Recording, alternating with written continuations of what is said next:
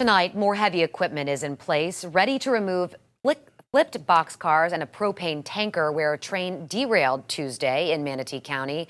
We were there as Congressman Vern Buchanan and other elected officials saw the damage earlier today and spoke out about the incident and the state of the tracks. 10 Tampa Bay's Adure Chumba joins us now live from that location. Adure, what is the latest? Manatee County Fire and Rescue officials say they'll begin evacuating this area around 7 p.m. to start their hazmat operations. Now that's going to last till somewhere around 9 p.m. And this afternoon, though, this Sidewinder arrived. And what it's going to do is that it's going to lift up that propane tank and set it in the upright position. Now, earlier today, Congressman Vern Buchanan led a delegation, including local county commissioners, on a damage assessment tour of the situation. The biggest concern is the propane at 30,000 gallons. But the good news is, according to what's been said, there's no leaks. As crews continued on the third day prepping the site for a major stage of the cleanup operation, local elected officials saw for themselves the sheer magnitude of the operation and the disaster that was averted. The country's grown a lot. We're moving a lot more chemicals throughout the country, and obviously we wouldn't be talking as much here. Most of this is drywall, but you have a tanker or two of 30,000 gallons per tank.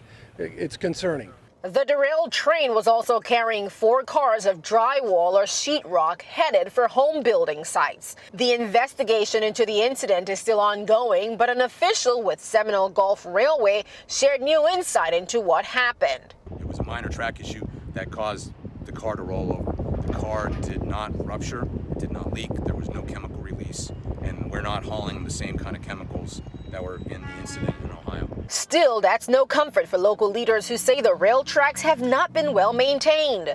Hopefully the federal railroad authorities are paying attention to what's happening, and they're realizing that everyone is noticing this, and everyone's noticing that we have serious issues with our infrastructure. I want to make sure this is safe as quickly as we can, and I'm hopeful in the next 3 or 4 days.